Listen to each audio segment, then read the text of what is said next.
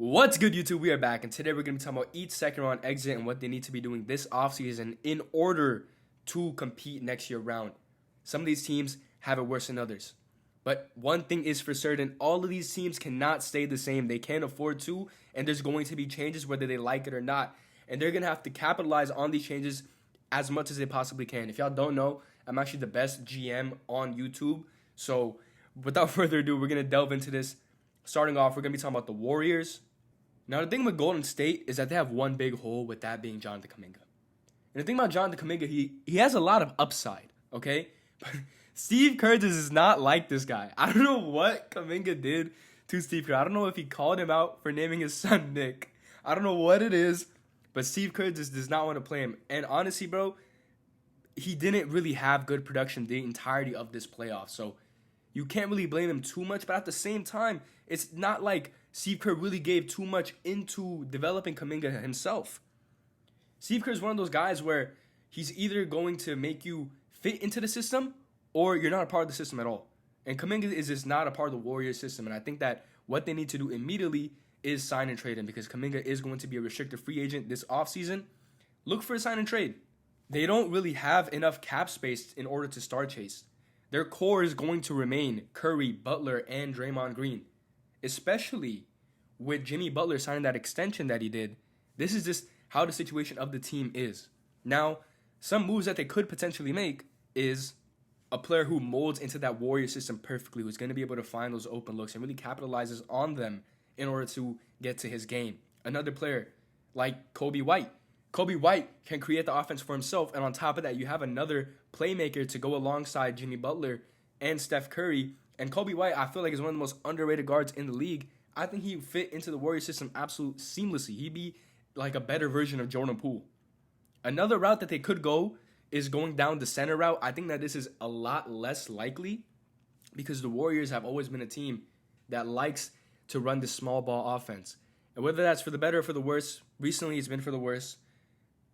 I think they're going to stick with that. I think they're going to continue to have Draymond at the 5. That's just the Warriors' bread and butter. I was going to say Daniel Gafford, but I think they would have to change the entire scope of their offense if they were to go down that route. I mean, if there's any coach that can do it, it is Steve Kerr, but he ain't going to change it. That's one thing about Steve Kerr. He's not going to change the system, but he can. Another option that they could go down is Clint Capella, which is more of like a lob threat. Now, he could be coming off the bench if you're able to land him on a good enough contract. However, with the new CBA, that's very unlikely. I think the most likely thing that they do is sign and trade and try to get a guy like Cam Johnson, a guy like Coby White. I think that's the most realistic scenario for the Warriors, and they need to do this because their entire roster just being Porzingis and Moses Moody, that's not a championship roster. If the guys outside of your core, like Jimmy Butler, who is an aging star, like Steph Curry, who is an aging star, like Draymond Green, they need to go a younger route, and on top of that, they need some fresh legs. They need some guys who are young, hungry, determined, and you can't just stick around with the same guys that you have right now. You need to switch it up. I think that is what the Golden State Warriors should do. Coming up next, we're going to talk about the Denver Nuggets, and the first thing they just did today. I wrote the script for this video yesterday. They did it today. So what can I say, man? I'm the best GM on YouTube. But this wasn't actually crazy by any means because it was expected. David Adelman being a full-time head coach. The Denver Nuggets over-exceeded my expectations, probably the expectations of other people too, because I don't think anybody really expected the series with the Oklahoma City Thunder to be as competitive as it did. Now, I thought it was going to be intense, but if you're looking back retrospectively, the condition that the Denver Nuggets were in around that end of the season period, if you were to tell me that they were going to go up against the OKC Thunder and bring us to 7 games, I'd say you're capping. But that's what they did. And they didn't do that under Michael Malone. They did that under David Adelman, who is 3-0 as a coach in the regular season. And in the playoffs, he played phenomenally. He played his guys phenomenally. So they brought him back. Big ups to them. Next up, get a backup big. We've been talking about this for years, bro. We've been talking about this for years. Those non-Jokic minutes are absolutely killing the Denver Nuggets.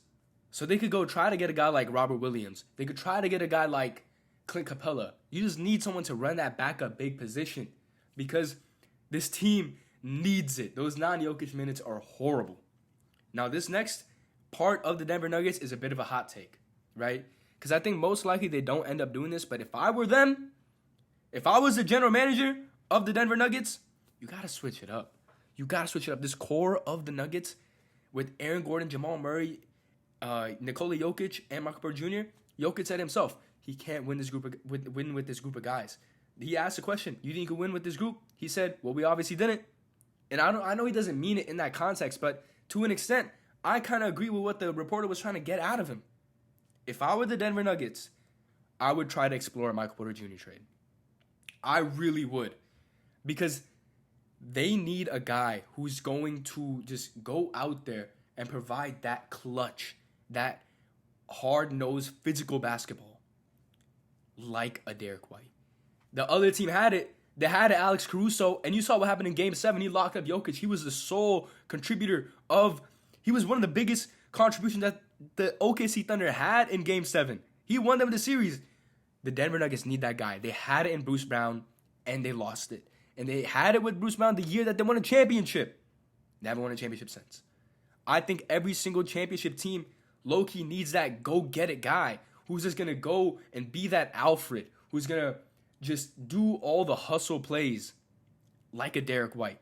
I don't think Boston really gives him up. So here's another alternative. A Bruce Brown. Find a way to get Bruce Brown back on this team. And a third option, which I think will be an easier target for the Denver Nuggets to acquire, is Jrue Holiday. And now he's an aging star. It's more risky with him. However, I still see it working out. They just need a go-get-it player. So I think exploring a Michael Porter Jr. trade would probably be their best bet in order to get that type of guy. I like me some Michael Porter Jr. I think he's great. But I think that if there's a person on the starting five of the Denver Nuggets, or even just in that core who's the weakest link, it is Michael Porter Jr. And I think upgrading at that position doesn't even have to be a forward, but just having that go-get-it guy will be a massive step to improve this team. Now with this next team is a tricky situation by far. If I was the general manager of this team, if I was in charge of basketball operations, I would be going some white hairs right now. The next team is the Boston Celtics.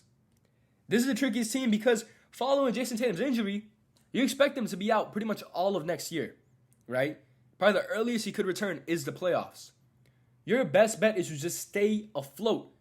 The problem is, a lot of the guys on the Celtics need to go. For starters, Kristaps Porzingis, who literally has not played a lick of basketball. He's barely played this entire playoffs, and his situation just keeps getting worse and worse. I remember when the Celtics signed Jrue Holiday and Kristaps Porzingis, I thought that this could be a super team if they stay healthy. And the big if worked in their favor the first season. The second season, you've seen what happened. Kristaps, he's got to go. His stock is at an all-time low. It's never been lower than this. And if there's ever been a time for him to get shipped, it is now. And a good player that I do think that the Boston Celtics could target is a guy like Daniel Gafford, where it kind of makes sense for the Dallas Mavericks because they have so many bigs and they can afford to lose one of theirs because they have Anthony Davis, Cooper Flag, which they will get. They already have Derek Lively. They could afford to lose another one. And if they have the potential to possibly upgrade with Kristaps Porzingis, they can kind of take the gamble on his health. So that makes sense. Another player that they could go for if they kind of clear up cap space or if they want to go and mess around in that second apron is Ty Jerome, because Ty Jerome is going to get paid. But if you let go of guys like Jrue Holiday, like Kristaps Porzingis, like Al Horford, it wouldn't be too difficult to clear up the cap, and I could see them going for that move if they hope on competing for next year, because your best bet as a Boston Celtics fan and as the ownership of the team is that you can get around that 7-8 spot, make the playoffs, even if it's the play-in spot, but just make the playoffs and hope Tatum is ready by then. Because most likely he's not going to be ready anytime before that. So you just have to stay afloat. Keep your guys healthy. Keep your guys ready and still playing at their all-star caliber level like the Jaylen Browns. Have your Alfreds like Derrick White being there and allowing yourself to be at least a competent team in the hopes of Jayson Tatum coming back. And the reason why I say trade Jrue Holiday is because he's an aging star, and his value is probably at the highest that it will be for the rest of his career. From here on out, it's probably just going to negate. because he is getting closer to retirement. He wasn't even talking about retirement a few years ago when Jimmy Butler messed him up. So you can't really expect his value to be any bit higher than it already is right now, and it is declining. So I'd say you move a guy like Jrue Holiday, you let Al Horford walk, and with Porzingis, trade him immediately. Like, bro, trade him for a bag of Doritos if that's possible, bro. If that's what they're giving back in return, you take that. Another player that I could see them going for is a guy like Quentin Grimes, who is also going to be getting paid this offseason. But if they do make the moves that I already mentioned before, they could fit him into the salary. Quentin Grimes would provide good offense and pretty much just be a good playmaker for the Celtics, who just need to have, in this nightmare situation, just need to stay afloat. Because next year, you could really retool, and you could get back to contending for a championship. But right now, you just want to make sure that your team is able to at least compete and kind of just see where your space is, see where your head is, and then you could retool and then be right back at it. Because you know the Boston Celtics, Brad Stevens stays competitive. Brad Stevens is not going to losing seasons very often. So that's what I do if I was the Boston Celtics. Next up, we're going to talk about the Cleveland Cavaliers. And brother, if you're a Cavs fan, you're cooked. You're cooked, bro. Because here's the thing, right? Your only option is to run it back and hope for better. You're a 64-win team. And injuries ruined your season, but so did the disappointment that came in those later games in the second round where the players, maybe they were beat up, but they could have done better. This team is headed for the second apron. They are a second apron team as of next year. And this team is only getting more expensive. And they can't even bring back Ty Jerome. Ty Jerome is gone. There's no 0% chance that Ty Jerome is going to stay. He already told his guys literally months ago, look, I'm probably going to be leaving. This is all the Cavaliers can do. Just win. It's now or never. There's no other option. There's really no moves that they could really even make. I mean, the only thing that you could really go for would be a league-shaking one where you try to go for a star player, because you do have the star players to go for that. If you want to just get some players out of your starting five, like a DeAndre Hunter, like a Jared Allen, and maybe try to upgrade at one position and sacrifice the other, you could do that. Maybe go for a guy like Bam Adebayo or someone along those lines. Maybe you want to try to join the Giannis sweepstakes, which I think is very unlikely. But unless you want to drastically change this entire team, there's no other moves you can make. You're in the second apron.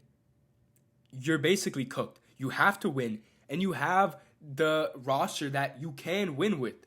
You were a 64-win team. You're disappointed in the playoffs. You were hit by the injury bug. It is what it is. You just got to run it back. And that's what I say for the Cleveland Cavaliers. Great roster, run it back, or drastically change it. I'd choose to run it back. But if you're still here, just know I appreciate you. Leave a like, subscribe down below. Let me know what you guys think that these teams should do. Do you agree? Do you disagree with what I said? And I'm going to see you on the next one. Take care.